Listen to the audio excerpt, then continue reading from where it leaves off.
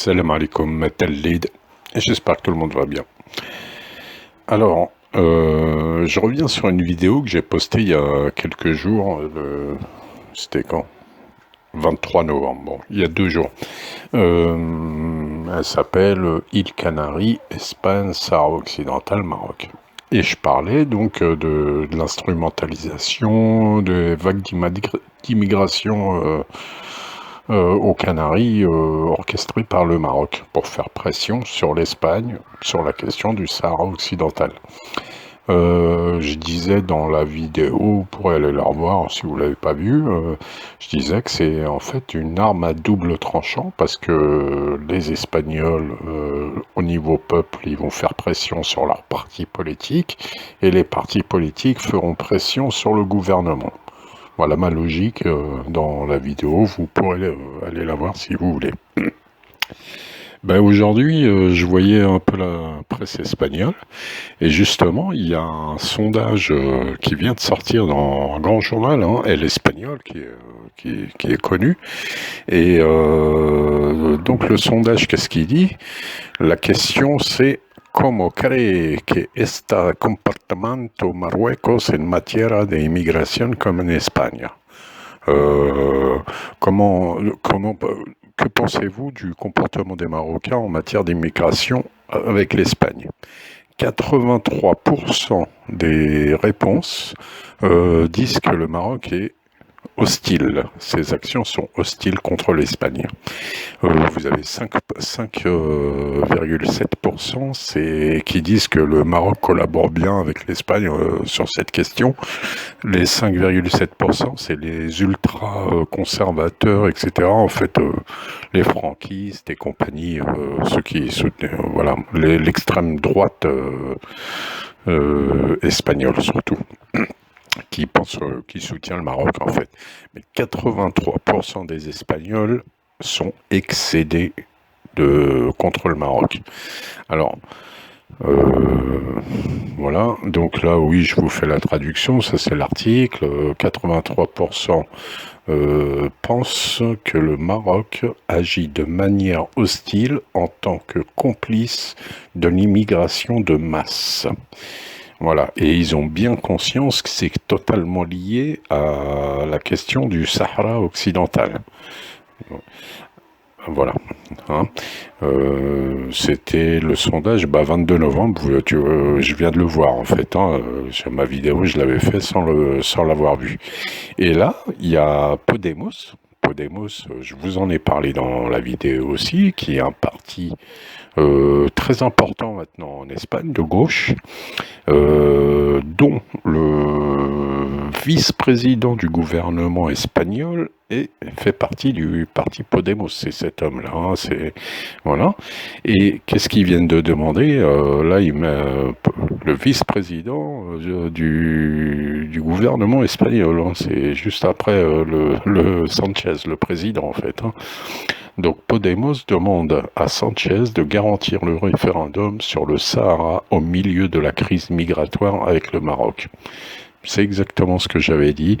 Arme à double tranchant, le Maroc va jouer sur cette pression-là, mais c'est pas gagné pour lui, quoi. Et Inch'Allah, que ça continue cette crise et qu'elle aille jusqu'au bout. Parce que l'Espagne, c'est le principal problème pour résoudre le problème, même encore plus important que la France. Parce que c'est eux qui ont les leviers juridiques directs, puisqu'ils sont théoriquement puissance administrative du Sahara occidental jusqu'à maintenant. Alors voilà, c'est une bonne nouvelle, et Inch'Allah que ça aille plus loin, bien sûr, hein, pour accélérer les choses. Alors, voilà, pour finir, j'ai quelques idées d'action comme ça, mais bon, c'est de la théorie complète, hein. C'est de la théorie complète. J'ai contacté une association qui soutient le Sahara occidental en France. On va voir, c'est le début. Je vais essayer de contacter d'autres et tout. Une des actions, ça serait d'essayer de s'associer à BDS, Boycott des investissements sanctions, la grande association qui milite contre l'occupation à Palestine. Donc eux, ils sont très connus, ils ont réussi à se faire, au niveau communication, à se faire connaître au niveau monde entier. Et là, je suis en train d'essayer de voir de donner cette idée, quoi. Ils y ont déjà peut-être pensé, hein, pour que BDS s'implique dans le Sahara occidental aussi. Voilà, tout au moins soutiennent et que ça se sache, parce que c'est une association vraiment mondialement connue et qui a un impact au niveau communication. C'est ça, pour essayer de faire parler un peu plus, et puis aussi essayer de faire pression économiquement sur le Maroc,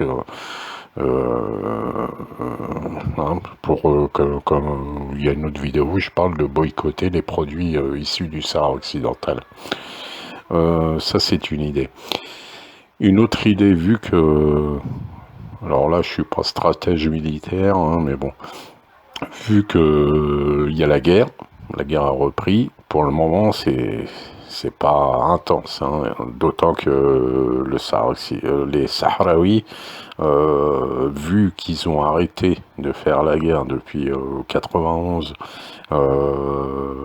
même s'ils ont continué de s'entraîner, tout ça, ça n'est plus les mêmes combattants qui ont fait 2000 prisonniers marocains qui étaient quand même balèzes à cette époque-là. Et le Maroc était moins fort militairement aussi. Depuis, le Maroc est beaucoup plus fort militairement, beaucoup mieux équipé, et les Sahraouis, eux, c'est le contraire, hein. Au niveau combattant, ils sont moins compétents maintenant, c'est normal. Au niveau matériel, ils ont pas grand-chose, hein, faut le dire, ils ont pas tellement, ils ont leur courage, ça c'est clair, mais niveau matériel, armes et combattants, c'est moins fort. Maintenant, ils ont la volonté à fond, donc c'est très important aussi.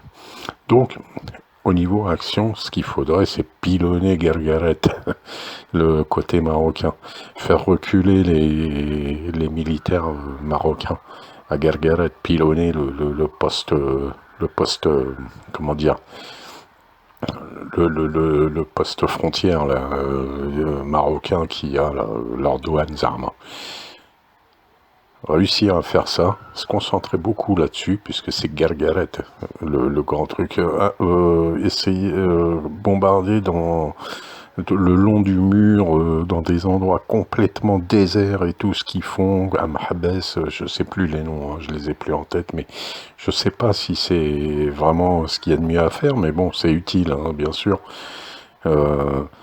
Mais l'endroit le plus important, c'est Guergueret, parce que ça aura un impact évident sur le passage des camions, plus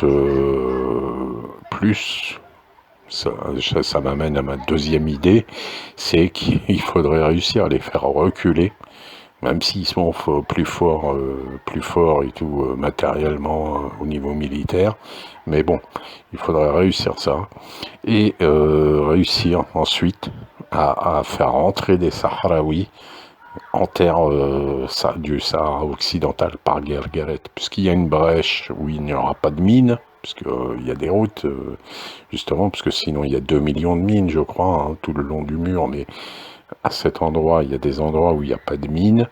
Pourquoi pas faire une action avec des médias, amener des médias étrangers et tout ça au maximum, côté Polisario,